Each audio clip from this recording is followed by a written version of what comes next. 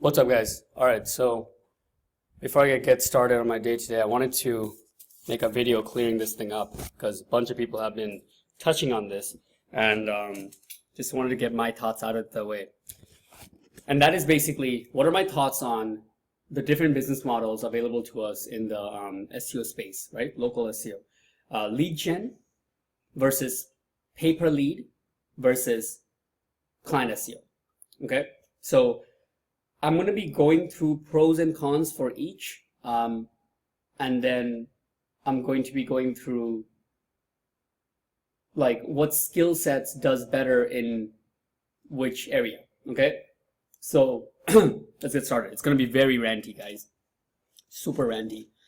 All right, so let's start in this spectrum of this on the whole thing.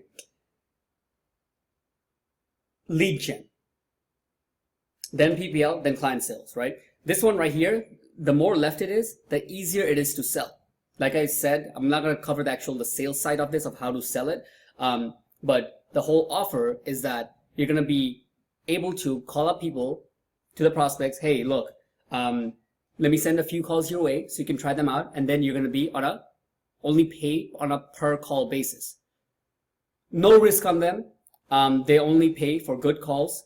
And it's the easiest shit in the world to sell, and that's it. That's the end of story. Now, cons of this, right? There's no barrier to entry on this on the sales side, right? Like you can get a sale for this, I don't know, every hour if you really want it. Now the con here is actually building the assets, right? All the fulfillment is on you. So that's where most of the change happened, and that's the biggest thing. I mean, I made this video like almost a year and a half ago. So right now, all the things that change in there is everything to do with how SEO is actually changing, right? Google's going way more harder in maps and everything, all the way from verification to the way they, the whole ranking thing is done, even how proximity is changing and all this stuff. But basically, the whole idea is that you're going to have systems built, like systems in place that can replicate, let's say, an industry that you chose or multiple industries, replicate the results in a rapid fashion, right? Now, within that rapid fashion, there's different tiers that you'll see in our industry, right? People who are extremely black hat. So these are like probably the business models where they throw up maps using scripts and all kinds of automation, and they know their numbers. Like it's going to be up there and it's going to be like taken down within, let's say, like 2 weeks, right? Or a very short amount of time like that, like a week to 2 weeks.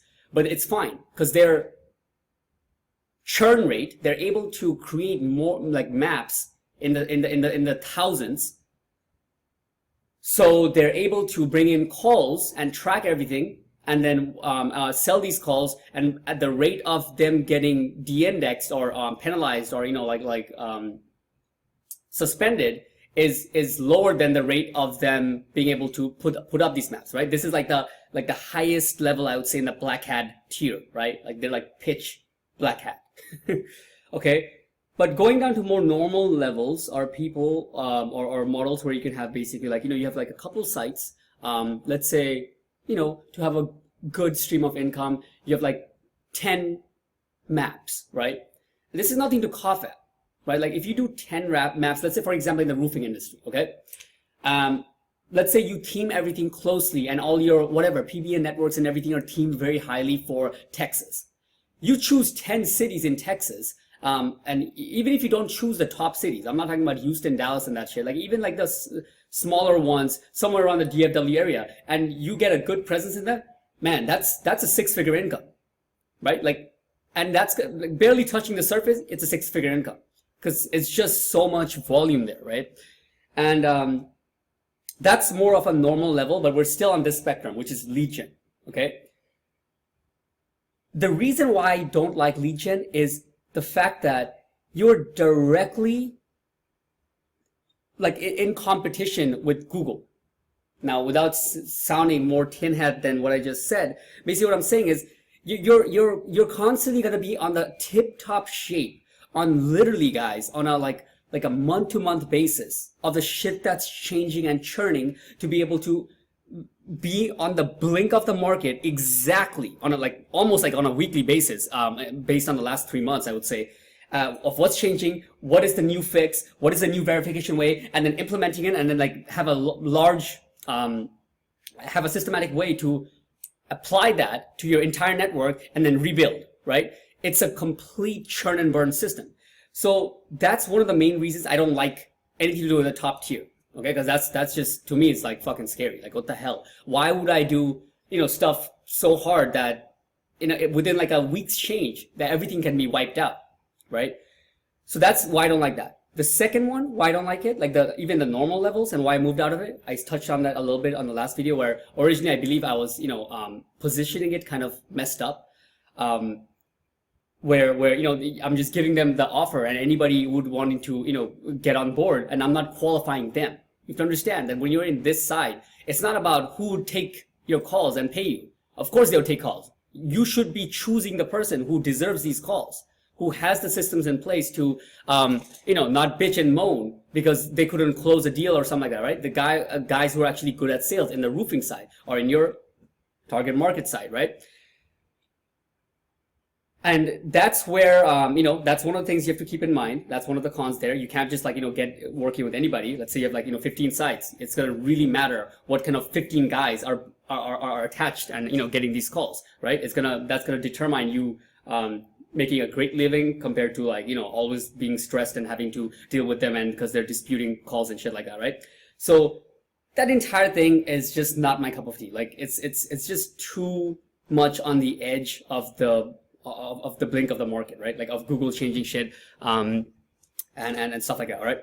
Now, I think I covered a good amount for lead gen right there. Let's go on to some of my thoughts on the middle model, and this is something that I've always liked, right? I have tried it, have never really tried it, but I always liked it, and I still think it's an awesome model and work really well. And that is this. This is pay per lead. Right? It's just a different name than pay per call, but pay per lead, the only difference in this and this is that you don't own your own assets. I know everybody's talking about it like, yeah, you're your own boss. This is your own assets. Nobody can tell you shit. It sounds fucking amazing on the books, but this is not easy to do. Okay. This to a large scale for you to get to a point where you can be making, I don't know, 80 to 100K a month. This will be, in my opinion, a fucking nightmare. Unless you are those guys, there's like few and far between in the market. Who can be on the blink at that level and have systems in place that's going around, then it's good. Then they're killing it. But for the average person who's just, wants, I don't know, like at a relatively ease or whatever with just a business model that wants to make some money and a great living, and scale it up, this is, it's just going down. To me, in my opinion, right? I didn't like it last year. I even like it less this year. And as time passes, I will like it less and less. Okay? All right. Pay per lead now. Pay per lead is the best between the both worlds. Okay? Between SEO and lead gen. You're not getting verifications with some black hat technique or anything like that. It's a real business, but they're at an infancy stage. Now, it really helps if you're able to tell your industry, right? Like I can literally even put a checklist together almost for this. I can tell certain roofing companies and I talk to them and see where they are, how their reputation is looking, what kind of mindset they have. And then if they tell me, some of their stuff they're trying to put together, and I look in their CRMs and seeing how kind of if things are organized and stuff like that, it's pretty easy to tell right from the beginning the difference between a swinger and, not a swinger, fuck, I keep on bringing it back to sex. It's a winger, one of those guys who's just whatever, chasing storms, doesn't know about systems, doesn't even know how to fucking use his email properly, whatever like that. Between that and, compared to a guy who's doesn't understand digital marketing all that stuff, but has his systems down in place and is good and somewhat trustworthy. If you can understand that, this I think is amazing model, because what will happen is you see this business and you say you show them the entire value of what you're able to do, right? So the sales process for this, I'll touch on it a little bit because it's just so different than this. People think this and this, the sales process is the same, like very similar. Hey, I'll send you a few calls, then you can get away. Hey, I'll do everything, and then like once calls start coming in, then you can pay me. It's not supposed to be that's rushed. It's not supposed to be something that like, you can just start doing right away. The second person you talk to while you start selling.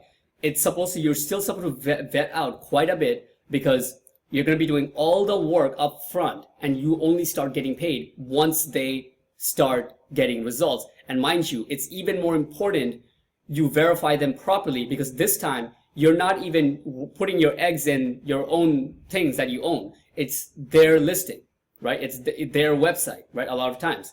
Sometimes you can have the website transferred to you. If they're in their infancy, that's pretty, that makes sense for you to transfer everything on your thing, because you're working on it and making everything go up, and maybe you'll have a contract that, certain things. But the point is, you have to validate the contractor a lot more on this. That's number one, okay?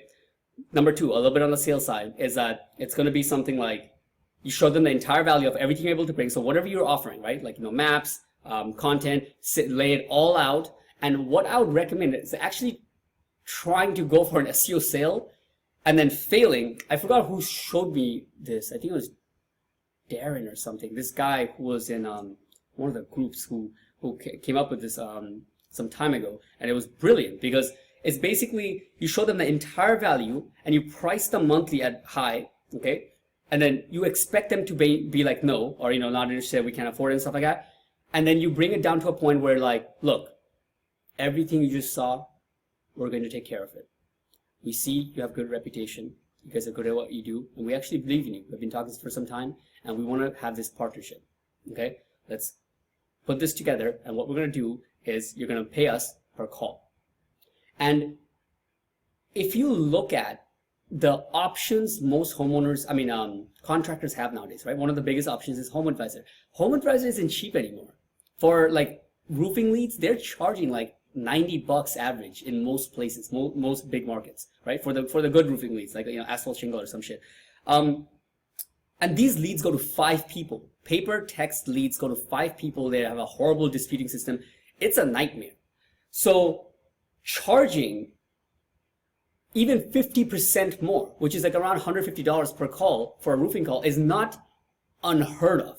And if you're doing especially all this upfront stuff to a business that has no traffic coming, nothing, they only have their, like roofing side, and they have like, let's say, a good reputation, stuff like that, and you're going to grow the entire thing with your skills behind and guiding them through the whole process and all that stuff, it works out really well. It's such a win-win situation, right?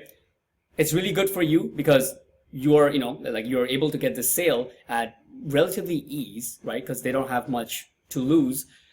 And it works for them because they only have to pay once the calls start coming in. So they won't balk at some kind of, you won't get much resistance, right? So I would say for everybody who's kind of like shitting on, let's say, like client SEO model, yes, you're right. I like, paper lead is awesome. I won't say the same thing, obviously, for lead gen, but pay per lead, I think is cool. What else would I want to cover on that?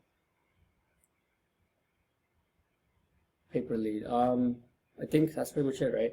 Verify the contractor very well. Have a good contract in place.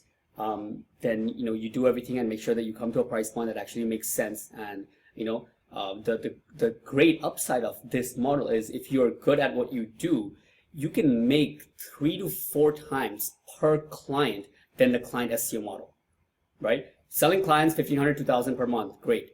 I have some clients that if they were in pay per lead model, they would be paying me more than $10K per month, right? And that just goes to show, right? That the strength of this. So in a way, the more skill you have, the more like the better your systems are, the more reason, I guess, you could say that you'd go with this. Like, okay, let's put it like this. The better your systems and the more you suck at sales is the more reason you can do something like this, right? Because if you're fucking awesome at SEO and you just like, you get calls, you fucking make the phone ring and like it's consistent, all that stuff, you've done it, you maybe have a few assets of yourself, maybe, you have a few clients, whatever, what you're doing. And then you just can't figure this shit out with SEO sales. Pay per lead makes sense, right? It's way easier to sell, and you will make more money in the long term, because they'll be paying per call, and your systems will be more or less the same, a little bit different. Maybe you'll have a VA who will be vetting through the calls and billing them accordingly and all that kind of stuff, and a little bit of management for maybe disputing and things like that. But whatever it is, this is awesome. All right, and lastly, obviously it's what I do is just straight client SEO. All right, guys, my bad. I got a call. This guy thought I was a roofer. Don't have that usually, but try to pitch him anyways in case he did some construction on the side. But what do you call? So last part is the client SEO sales. Pros are like pretty obvious. You get money up front. You set expectations properly. They'll be expecting results 5 to 6 months from now, and that's just that. Cons, I guess the number one would be, people would be saying it's hard to sell. Number two would be like lead gen lovers would be like, yeah, but you don't own your own assets. Okay, you don't really own your own assets here either, kind of. Like, one Google change, I probably saw more people dying of like the changes that just happened in lead gen than client SEO. Okay, so that's that. It's not always what it like sounds like on the books. You got to actually push the pedal and go forth with it to understand all the pros and cons of a business model. But client SEO, they're technically on the books, there should be not much difference between your fulfillment side for the client SEO and pay per lead, right? If you're doing it properly, and everything should be very similar. The better you are at doing SEO, you should be making more money in the pay per lead side. And if you really suck at sales, this definitely makes more sense. I'm pretty good at sales. I'm not too bad, right? Like, from what happened recently, it's like, that's just validation that I don't need to move away from this model, right? Client SEO works. I see one weird thing I see sometimes, and I don't understand why people think of client SEO in this way. It doesn't make sense to me. I hear people say stuff like, oh, the churn rate's really high in client SEO and stuff like that. And I mean, I get where you're coming from. Like, it doesn't, like, clients can cancel, and just generally speaking, even if you do everything right, businesses go out of business, right? So out of, every 10 clients you get, one would cancel within some time. That's just like, normal probabilities and stuff like that.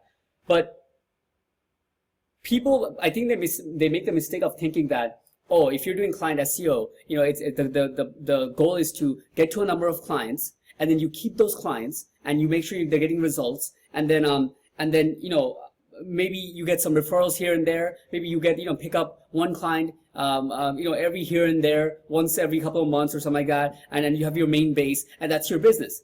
And I don't know where that comes from, because that's some utter bullshit. Client SEO or any business model is based on sales. Sales is the main thing, right? Like, and people who think that it just shows that entire thing is kind of flawed. Whatever you're doing, all things aside, your system, you should be able to be confidently say that you're going to be bringing in this many clients per this much amount of time, whatever that fucking number is. If you're a beginner, all right, this year I would like to get 4 clients. I have 3 months to get a client, and I'm going to send this many emails per day, and I'm going to follow with this many people, send this many video audits, so I can get generally a client every 3 to 4 months. Great, cool. That's 4 yeses, and you'll be making anywhere from 6 to 8 grand a month at the end of the year. Fan-fucking-tastic. Next year, you can go to a point where you're like, okay, I'm going to shoot for a client a month, and let's see how it goes. It sound familiar? But the point is, it's not the goal of client SEO is not to just get a group of clients and then that's your little hug pot, and you just depend on that, and then you just like, that's just, what the fuck? Like, that's just having 10 bosses, and it's just not giving all the power to one boss, but it's just having like 10 bosses. No, you have a fucking system in place, and you improve your skills as a salesman. So you're getting clients, and you get better at getting clients to the point where that pinchy feeling of people like, saying shit and you feeling bad and like scared that they're going to cancel it just wiped out, right? Like, I used to have that shit, guys, like a lot. I mean, I showed it's not like I didn't show this stuff on camera. I used to be so scared and feeling bad, and a client, one message from a client would ruin my day and stuff like that. Right now, I don't really give a fuck if a client is like, I'm improving my systems. I know where I stand in the market in terms of what is available to them, and with my product, like I'm on my way. At least I think I'm on my way to be one of the best providers for this service, right? But at the same time, I'm not dummy. I'm not trying to just get like 10 clients and like hope they refer me and shit. I'm fucking gonna have systems in place that sell the shit out of, have an awesome sales system, period. So that's all I would have to say on this, right? The last two models is ones I would recommend, depending on, like I said, your skill level in SEO and how good you're in sales. But these both work. Like they just both work. Okay. Anybody who's like saying like this is the only way, you need to be wary of how they're saying it, right? Because those are going to be the same people who say shit like, oh yeah, Amazon doesn't work, or like, oh yeah, Shopify doesn't work. All these fucking models, even outside of SEO, people are making fucking millions on it. It comes down to a little bit of preference and you. All right. That's that. Peace.